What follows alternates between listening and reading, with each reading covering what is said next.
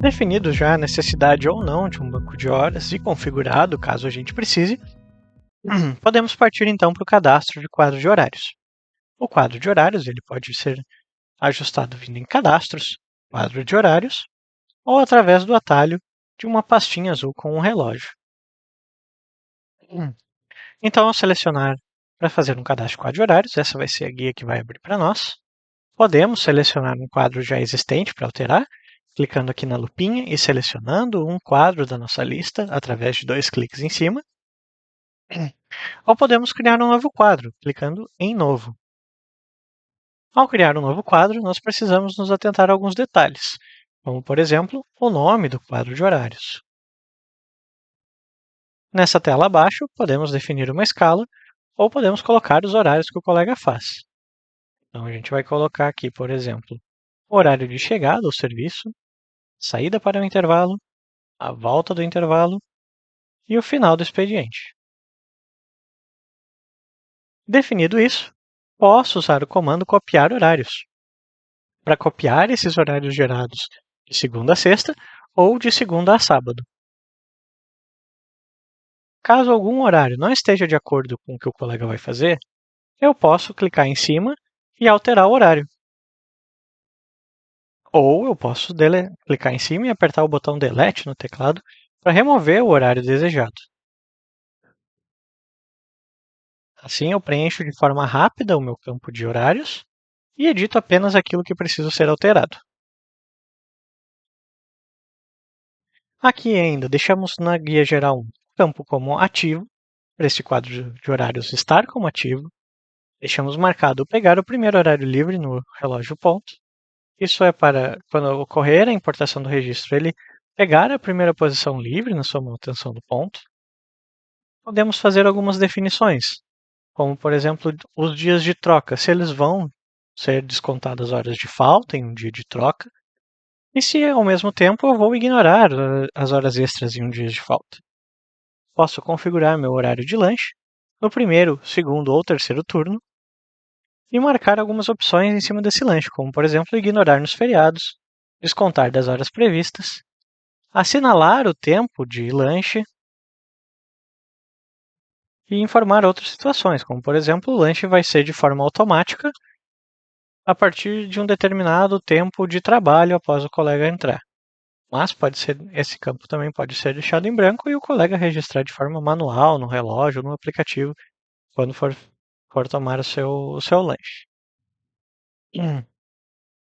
Na guia geral 2, então, nós configuramos como vai ser feito o desconto de faltas não justificadas, como, por exemplo, descontar descanso semanal remunerado em caso de falta não justificada.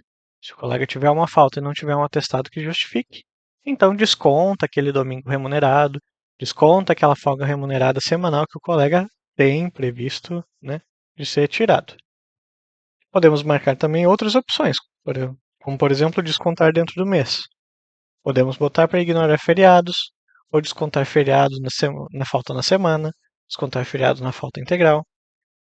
Podemos definir o dia que é o DSR do colega e as horas de DSR previstas.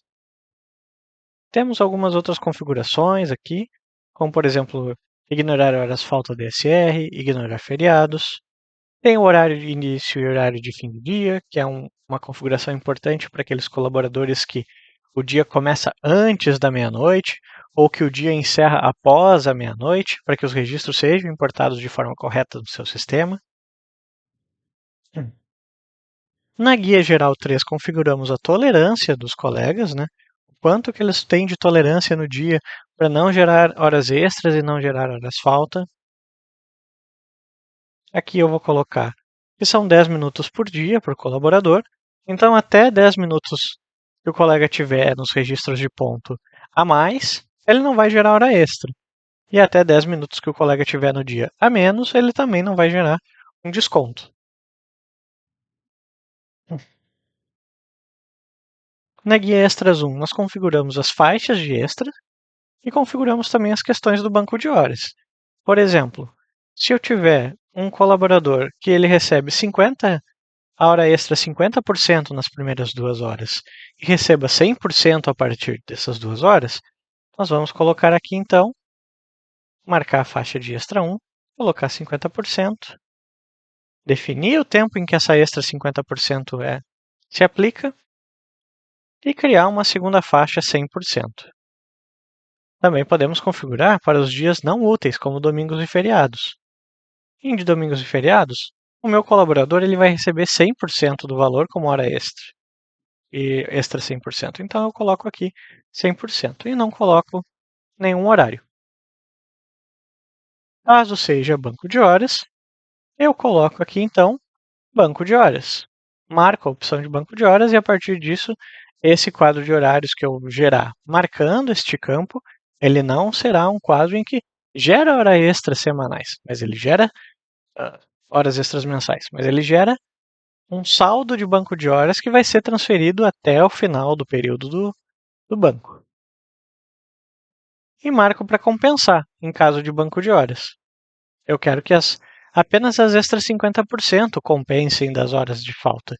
Dessa forma, as extras 100% elas ainda são pagas ao final do mês e apenas as extras 50% abatem do saldo negativo do colaborador. Posso marcar algumas outras opções em cima, como considerar feriados como extras úteis, separar extras noturnas.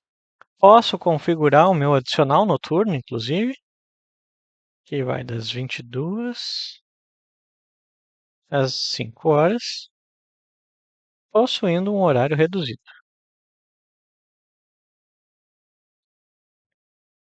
Claro, o mais comum é nós termos horas extras apenas 50% compensando. Mas caso você deseje que as horas extras 100% também abatam do banco de horas, é possível configurar. Essas configurações, então, são aqui nas extras 2, onde a gente pode selecionar de abater extras úteis, abater extras não úteis. Podemos configurar para utilizar o percentual para que as horas extras elas abatam de forma proporcional. Se 50% abate um valor, extras 70% abatem um valor a mais das horas negativas, extras 100% abatem um valor a mais do que as extras 70%, e assim por diante. Pode ser utilizado da porcentagem das horas extras para se abater no saldo. E na guia cálculos, nós temos alguns outros cálculos, algumas outras tratativas nesse quadro de horários. Como, por exemplo, temos a opção sem compensação nenhuma. Na forma sem compensação nenhuma, ela não é utilizada em banco de horas, visto que banco de horas é um sistema compensatório. Nesse modelo aqui, todas as horas que o colega tiver de atraso ou de falta serão falta. E cada minuto, todo minuto que o colega tiver de extras serão consideradas como extra. Um exemplo que eu posso dar é: se o colega chegou 20 minutos mais tarde hoje, ele vai ter 20 minutos de atraso. E se ele ficou 20 minutos depois, ele vai ter 20 minutos de atraso e 20 minutos de horas extra 50%. Um não vai compensar o outro, pois é como a gente definiu, sem compensação.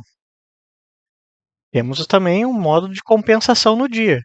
A compensação no dia, neste exemplo, ele abateria os 20 minutos de atraso lá na frente com os 20 minutos a mais que eu fiquei. Mas esse saldo precisaria ser pago no mesmo dia.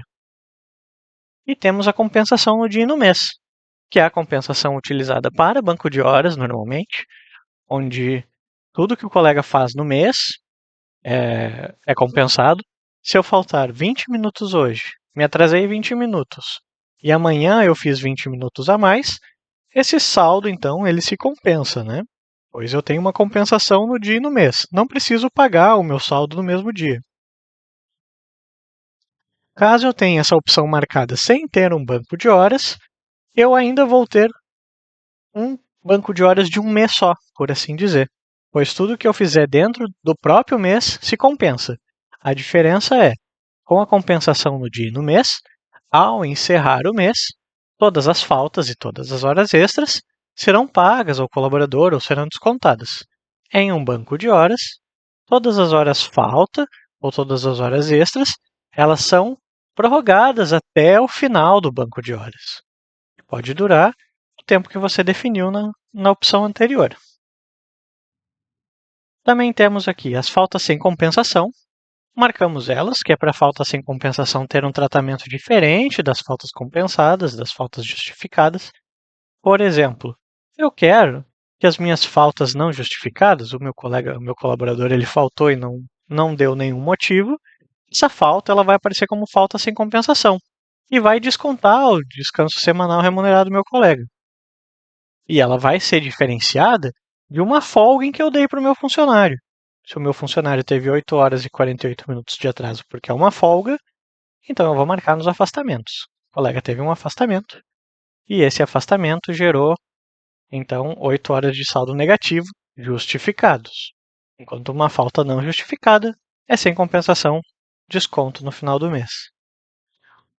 Posso ainda considerar em dias com afastamento e considerar em dias parciais. O mais comum que nós vemos é a falta sem compensação apenas marcada. Temos ainda os layouts. O layout padrão, ele possui essa apresentação aqui, com um turno de entrada, um turno de saída para o intervalo, a volta do intervalo e a saída do expediente. Também temos o layout especial, ou layout livre, que ele é um layout aplicado normalmente a motoristas ou colaboradores que fazem sobreaviso e fazem vários registros ao longo do dia de entrada e saída, né? Então, por padrão, o mais comum é o layout padrão mesmo. E as outras guias, elas são questões mais específicas, normalmente não é necessário nenhuma configuração nelas. Configuramos apenas, então, as guias geral 1, geral 2, geral 3, extras 1, extras 2 e cálculos. Configuradas essas guias, temos então o nosso quadro de horários, podemos salvar ele.